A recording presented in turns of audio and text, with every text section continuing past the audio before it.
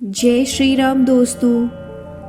आज हम आपको बताने वाले हैं बुंदेलखंड भूमि की वे 5 अकल्पनीय जगह जहां आप अगर नहीं गए हैं तो आपकी बुंदेलखंड की यात्रा अधूरी है।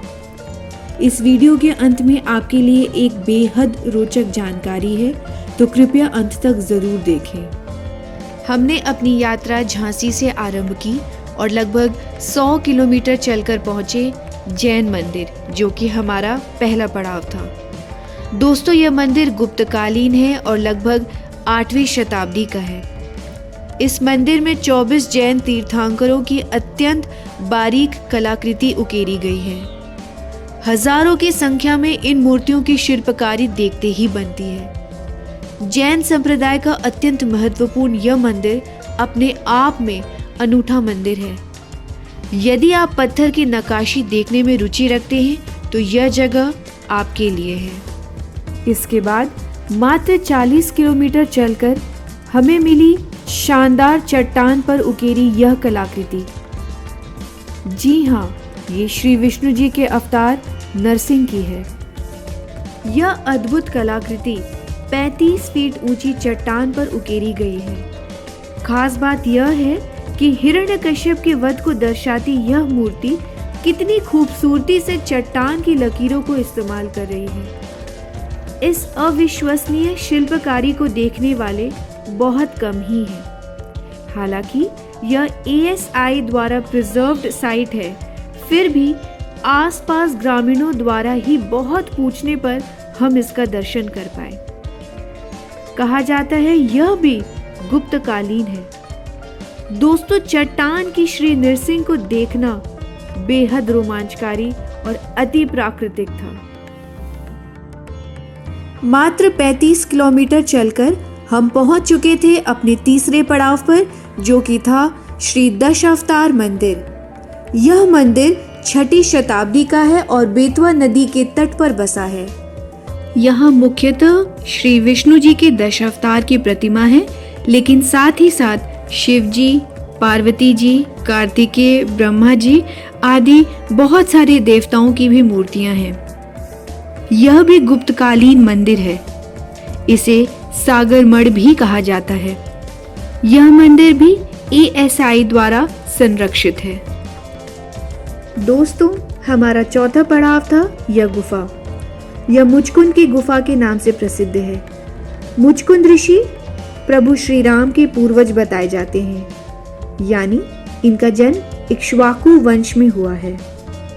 मुचकुंद जी को देवताओं से चिर निद्रा का वरदान मिला था, क्योंकि उन्होंने दैत्यों से युद्ध में देवताओं का साथ दिया था।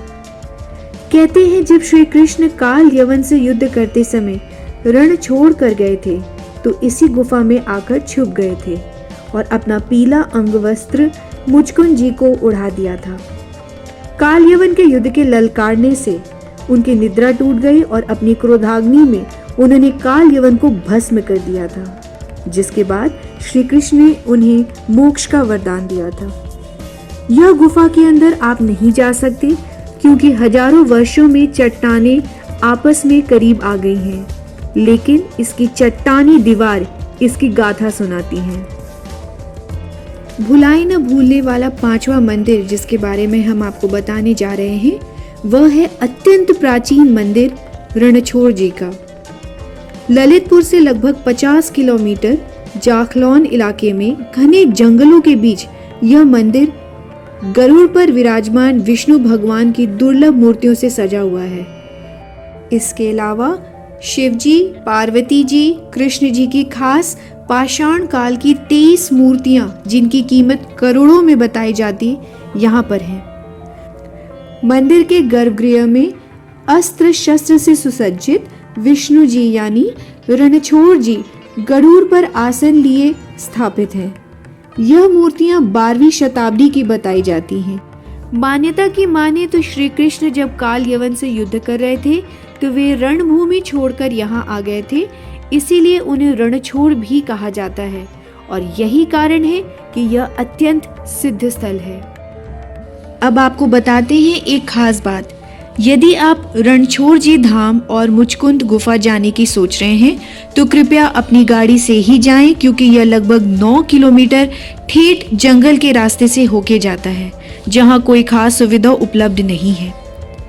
दोस्तों, बुंदेलखंड की यह पवित्र भूमि झांसी की रानी के साथ साथ गोस्वामी तुलसीदास, महान कवि मैथिली शरण गुप्त, हॉकी खेल के प्रणेता मेजर ध्यानचंद की भी जननी है। यह थे हमारे 5 अकल्पनीय यात्रा पड़ाव जो बुंदेलखंड भूमि को अविस्मरणीय बनाते हैं।